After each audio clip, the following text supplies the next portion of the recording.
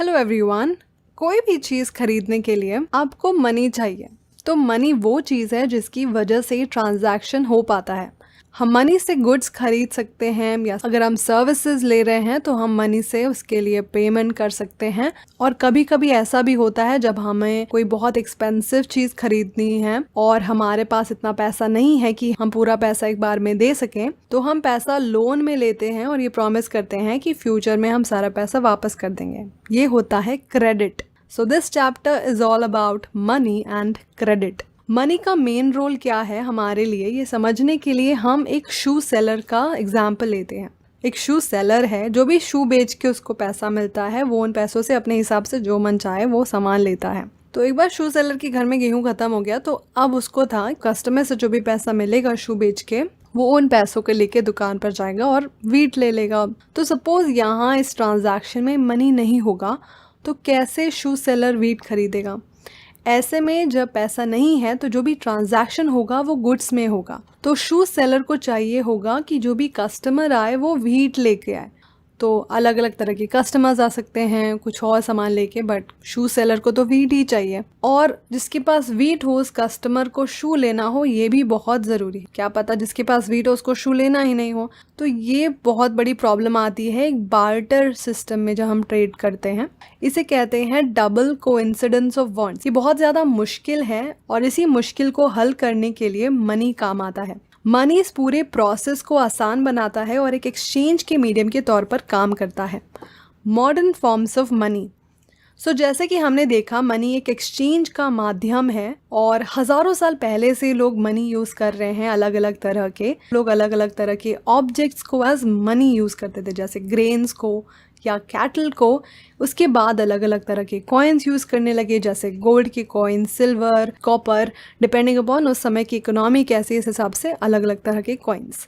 और जो भी अभी हमारा मॉडर्न फॉर्म ऑफ मनी है इसमें कॉइन और पेपर नोट आते हैं। तो पहले के जो कॉइन्स होते थे, जो मनी होता था, उनकी खुद की वैल्यू होती थी। जैसे सोने की खुद की भी एक वैल्यू है, सोना कीमती है। बट हमारे जो अभी ये सिक्के हैं या नोट्स हैं, इनकी कोई इंट्रिंसिक वैल्यू नहीं है। पेपर की कोई वैल्यू नहीं है। वैल्यू जो भी है वो सिर्फ इसलिए है कि गवर्नमेंट ऑफ इंडिया ने गारंटी किया हुआ है कि जितने का भी नोट है ये उतने का सामान आप ले सकते हो। और क्योंकि गवर्नमेंट ने गारंटी दी है इसलिए ही लोग इसका यूज करते हैं सामान खरीदने और बेचने के लिए, मना नहीं करते ये लेने से। तो जब गवर्नमेंट ये गारंटी हटा देगी तो ऑफ कोर्स लोग चीज़ें नहीं लेंगे। जैसे 2016 में जब मोदी जी ने 8 नवंबर को रात में आके सब शॉक किया था, बोला था कि 500 और 1000 का नोट अब लीगल टेंडर नहीं है, यानी गवर्नमेंट इसको गारंटी नहीं करती, तो लोगों ने ये नोट लेने से मना कर दिया था और लोग इसको रिटर्न करने के लिए लंबी लंबी लाइनों में खड़े हो गए थे। दैट शोज कि जब तक गवर्नमेंट गारंटी देती है तब तक ही नोट से ट्रांजैक्शन पॉसिबल है।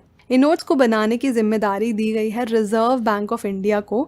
इनके अलावा और कोई भी ये नोट्स नहीं बना सकता। तो कॉइन्स और नोट्स एक तरीका है जिसमें आप अपने पास पैसे रख सकते हैं। ऑफ कोर्स हम लोग पूरा पैसा अपने साथ नहीं रख सकते हैं, सो एक तरह से पैसा सेफ रखने के लिए हम लोग वो बैंक में डिपॉजिट कर देते हैं, या लोगों की जो सैलरी आती है वो बैंक में आती है और जितना चाहिए होता है लोगों को उसके हिसाब से वो बैंक से पैसे निकाल सकते हैं। तो जो बैंक में पैसा होता है वो सेफ भी रहता है और ये पैसा रखने से उनको इंटरेस्ट भी मिलता है। और क्योंकि ये पैसा लोग अपनी डिमांड के हिसाब से निकाल सकते हैं इसलिए इसको डिमांड डिपॉजिट भी कहते हैं। और जब आपके बैंक में पैसे होते हैं तो कोई ट्रांजैक्शन करने के लिए ज़रूरी नहीं है कि हम पैसे निकाल के ही ट्रांजैक्शन कर सकते हैं, बल्कि हम चेक के थ्रू भी पेमेंट कर सकते हैं। और ये पॉसिबल है सिर्फ बैंक की वजह से। अगर बैंक नहीं होगा तो कोई डिमांड डिपॉजिट नहीं होगा, और डिमांड डिपॉजिट नहीं होगा तो चेक से कैसे पेमेंट हो जाएगी। तो इसलिए बैंक हमारी इकोनॉमी के लिए बहुत ही इंपॉर्टेंट रोल प्ले करता है। Loan activities of banks. तो बैंक में हम जो भी डिपॉजिट्स रखते हैं क्या वो बस ऐसे ही रखा रहता है? बिल्कुल भी नहीं, बल्कि बैंक जो लोन देता है लोगों को वो यही डिपॉजिट में से देता है।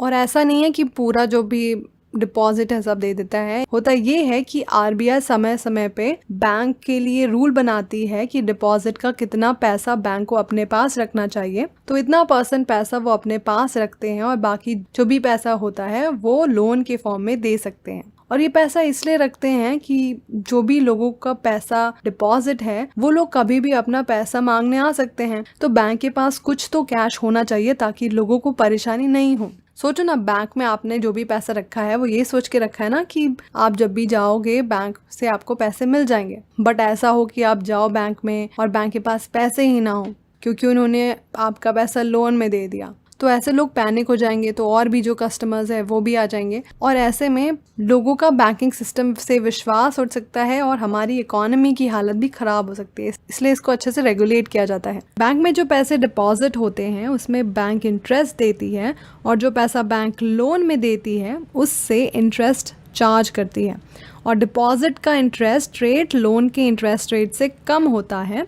इसका जो डिफरेंस होता है उससे बैंक अपना काम चलाती है, उनका जो भी काम है वो उन्हीं पैसों से चलता है। Two different credit situation. Credit refers to an agreement in which the lender supplies the borrower with money, goods or services in return for the promise of future payment. Credit में क्या होता है कि कोई लेंडर होता है जो चीज़ें दे रहा है और बोरोवर होता है जो चीज़ें ले रहा है। तो क्रेडिट एक अग्रीमेंट होता है बोरोवर और लेंडर के बीच में कि लेंडर जो भी सामान दे रहा है बोरोवर को, चाहे वो गुड्स हो, सर्विसेज हो या पैसे हो, तो बोरोवर प्रॉमिस करता है कि कुछ टाइम में वो सारी पेमेंट कर देगा। क्रेडिट लेने से हमारी लाइफ में क्या फ़र्क आएगा ये हम दो लोगों के एग्जाम्पल के थ्रू जानेंगे। पहले बात करते हैं सलीम की। सलीम शू बनाने का काम करता है। फेस्टिवल के 2 महीने पहले उसको ऑर्डर आया 3000 जोड़ी जूते बनाने का, वो भी 1 महीने के अंदर। तो ये जल्दी से जल्दी करने के लिए सलीम को कुछ वर्कर्स हायर करने पड़े, रॉ मटेरियल्स खरीदने पड़े और उसने 2 जगह से लोन लिया। पहला तो उसने लेदर सप्लायर से लेदर लिया और बोला कि जो पेमेंट है वो फ्यूचर में करेगा, और दूसरा उसने लार्ज ट्रेडर से लिया, 1000 जोड़ी जूते की पेमेंट एडवांस में करते। तो ये भी एक तरह से है कि मनी लिया है लेंडर से और बाद में फ्यूचर में पेमेंट कर देगा। फिर उसने महीने के अंत तक सारा प्रोडक्शन कर लिया, सबको पेमेंट कर दिया और अच्छा प्रॉफिट भी बना पाया। ऐसे में क्रेडिट लेने की वजह से उसकी सिचुएशन पहले से बेटर हो गई। नेक्स्ट हम बात करेंगे स्वप्ना के बारे में। स्वप्ना एक स्मॉल फार्मर है जो कि अपने 3 एकड़ की लैंड पे ग्राउंड नट उगाती है। तो ये उगाने के लिए जो भी पैसे लगते हैं वो पैसा स्वप्ना मनी लेंडर से उधार पे लेती है, ये सोच के कि जब उनकी फसल अच्छी होगी तो वो सारे पैसे लौटा देंगी। पर होता क्या है कि कुछ रीजंस वजह से बीच में ही फसल खराब हो जाती है, उसको कीड़े लग जाते हैं। स्वप्ना ने बहुत महंगे कीटनाशक का भी यूज किया बट उसका कोई फायदा नहीं हुआ। ऐसे में ना उसकी फसल अच्छी हो पाई, ना उसको खुद पैसे मिल पाए और ना ही वो मनी लेंडर को पैसे दे पाई। और जो भी पैसा दिया था मनी लेंडर ने उसमें इंटरेस्ट भी बहुत ज्यादा था, तो इंटरेस्ट ज्यादा होने की वजह से उसका लोन बढ़ता ही रहता है। अगले साल स्वप्ना वापस से लोन लेती है ग्राउंड नट उगाने के लिए। इस बार क्या होता है कि फसल नॉर्मल होती है बट इतनी अच्छी नहीं हो पाती कि वो अपना पुराना और नया लोन दोनों भर पाए। तो वो एक तरह से डेट ट्रैप में फंस जाती है, कर्ज के जाल में फंस जाती है और उसको अपना लोन खत्म करने के लिए अपना लैंड बेचना पड़ा। क्रेडिट लेने की वजह से स्वप्ना की हालत अच्छी नहीं हुई बल्कि पहले से खराब हो गई क्योंकि वो एक डेट ट्रैप में फंस गई। और बहुत से लोग हैं इंडिया में जो ऐसे ही डेट ट्रैप में फंसे हुए हैं जिसमें से निकलना उनके लिए बहुत ही ज़्यादा मुश्किल है। तो क्रेडिट लेना कभी अच्छा भी हो सकता है और कभी खराब भी। ये डिपेंड करता है कि काम में रिस्क कितना है और अगर लॉस होता है तो किसी तरह का सपोर्ट मिलेगा या नहीं। टर्म्स ऑफ क्रेडिट, तो जब भी लोन लेते हैं तो उसमें 2 चीज़ें हमें पे करनी रहती है। एक तो जो प्रिंसिपल अमाउंट है वो तो देना ही होता है, उसके साथ ही साथ इंटरेस्ट भी देना होता है। और इसके साथ ही जब लोन लेते हैं तो जो भी पैसा दे रहा है हमें उसको कुछ सिक्योरिटी देनी पड़ती है। इन केस अगर हम लोन नहीं दे पाए तो वो सिक्योरिटी को बेच के पैसे ले लेते हैं। इस सिक्योरिटी को कोलैटरल कहते हैं। Land, building, vehicle, livestock, deposits, ये सब कोलैटरल के जैसे हम यूज करते हैं। जैसे मेघा का एग्जाम्पल लेते हैं। मेघा ने 5 लाख रुपए का लोन लिया घर खरीदने के लिए। इस लोन में उसको 12% इंटरेस्ट रेट भी पे करना पड़ता है साल भर में, और ये लोन को वो 10 साल में खत्म करेगी हर महीने कुछ इंस्टॉलमेंट भर के। तो ये लोन लेने के लिए मेघा को बैंक में डॉक्यूमेंट्स दिखाने पड़े कि वो कहाँ काम करती है, उसको कितनी सैलरी मिलती है, और ये देख के बैंक उसको लोन देता है। और कोलैटरल में यानी या सिक्योरिटी बैंक ने उसके घर के पेपर्स रखे हैं और ये पेपर्स उसको तब मिलेंगे जब वो अपना पूरा लोन जमा कर देगी, प्रिंसिपल और इंटरेस्ट दोनों। तो क्रेडिट लेने के लिए जो इंटरेस्ट रेट होगा, कोलैटरल चाहिए होगा और जो डॉक्यूमेंट्स चाहिए होंगे लोन लेने के लिए, ये सबको कहते हैं terms of credit. Depending upon कौन पैसा दे रहा है, कौन पैसा ले रहा है, ये टर्म्स ऑफ क्रेडिट भी अलग अलग होते हैं। तो फिर से हम कुछ एग्जाम्पल से देखते हैं कि कौन कौन से क्रेडिट अरेंजमेंट होते हैं।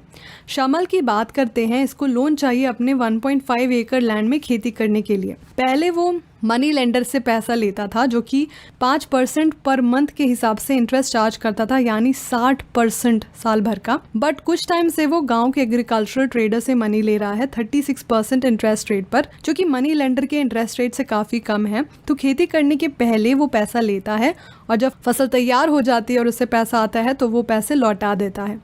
नेक्स्ट हम अरुण की क्रेडिट अरेंजमेंट देखते हैं। अरुण के पास 7 एकड़ का लैंड है और वो कुछ ही गिने चुने लोगों में से है अपने एरिया में जिन्होंने बैंक से लोन लिया है खेती करने के लिए। उसको 8.5% इंटरेस्ट देनी होती है पर एनम। तो ये शामल के क्रेडिट अरेंजमेंट से काफ़ी बेटर है और ये लोन अगले 3 साल तक पे किया जाना है। अरुण ने सोचा कि जितना उसका प्रोडक्शन होगा उसमें से कुछ भाग वो बेच के वो सारा लोन चुका देगा और जो बाकी पोटैटोज बचेंगे उनके लिए वो कोल्ड स्टोरेज बनवाना चाहता है। इसके लिए वो नया लोन लेगा बैंक से, और क्योंकि उसने ऑलरेडी बैंक से लोन लिया है तो बैंक उसको कोल्ड स्टोरेज के लिए इजीली लोन दे सकता है। रमा की बात करें तो उसके पास खुद का लैंड नहीं है और वो दूसरों के यहाँ काम करती है और वही लोग उसको पैसे देते हैं काम करने के लिए और लोन भी वही देते हैं, वो भी 5% मंथली इंटरेस्ट पे।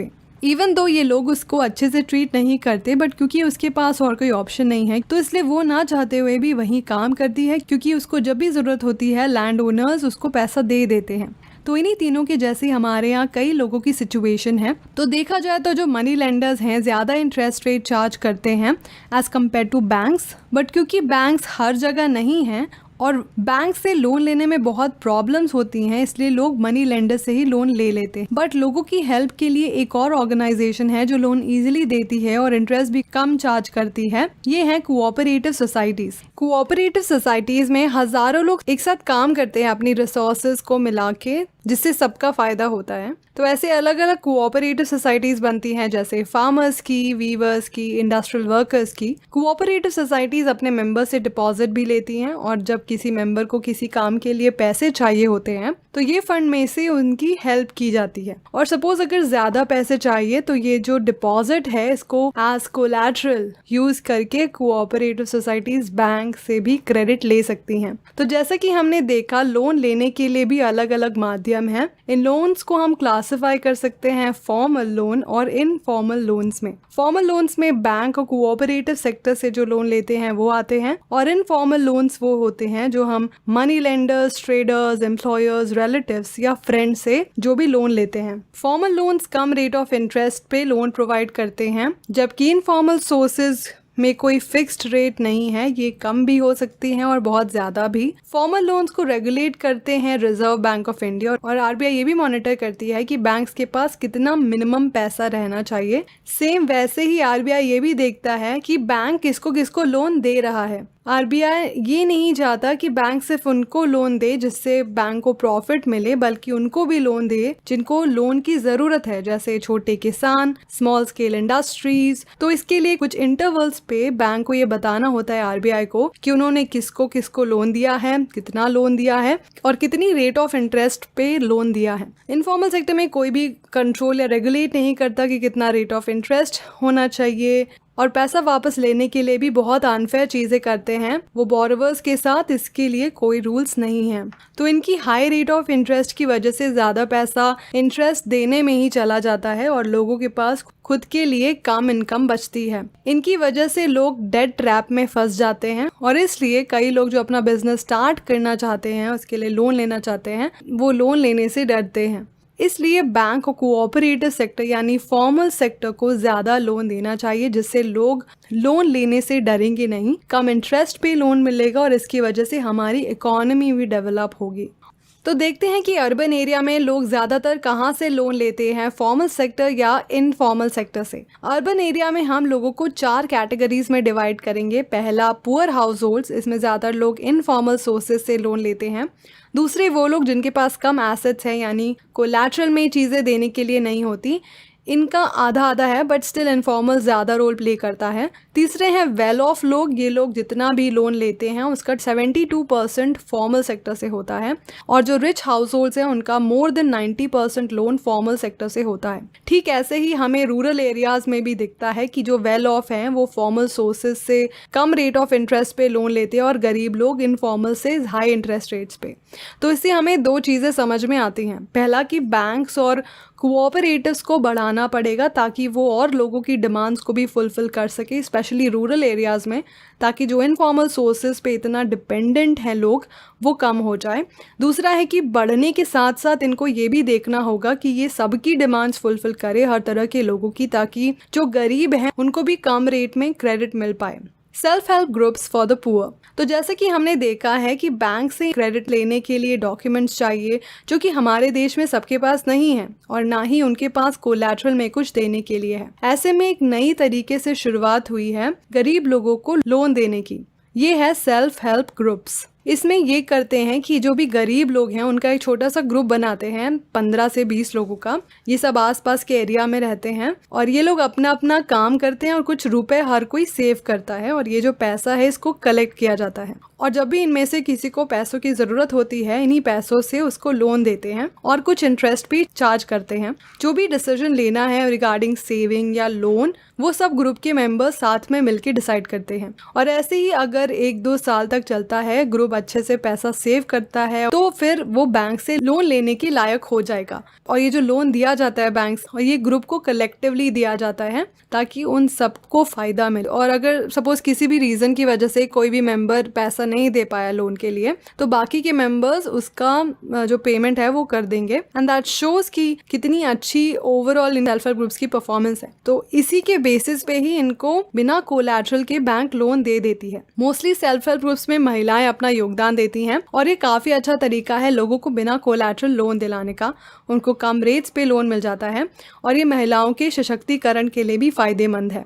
इसी लॉजिक पे प्रोफेसर मोहम्मद यूनुस ने बांग्लादेश में बनाया ग्रामीण बैंक इन 1970s एक छोटे से प्रोजेक्ट के तौर पे। इस बैंक की खासियत है कि ये गरीबों को लोन देता है, स्पेशली वुमेन को, और ये कोई कोलैटरल नहीं मांगते, जिसकी वजह से कई लोग बिना किसी हिचकिचाहट के लोन लेते हैं और अपना बिजनेस या काम करते हैं। और इसमें अभी कई लाखों लोग जुड़े हुए हैं और उनको फ़ायदा भी हुआ है। सो इस चैप्टर में हमने देखा कि मॉडर्न फॉर्म ऑफ मनी किस तरह बैंकिंग सिस्टम से लिंक्ड है, कैसे लोग बैंक में पैसा डिपॉजिट करते हैं और कुछ लोग बैंक से लोन लेते हैं। क्रेडिट हमारी लाइफ के लिए अच्छा भी हो सकता है और ख़राब भी, डिपेंडिंग अपॉन किस सोर्स से आपने लोन लिया है। और ये भी जाना कि लोगों को एम्पावर करके हम गरीबों को भी क्रेडिट लेने का फ़ायदा पहुंचा सकते हैं। So it's the end of the video. Thank you so much for watching. All the best for exam. Have a nice day. Take care. Bye.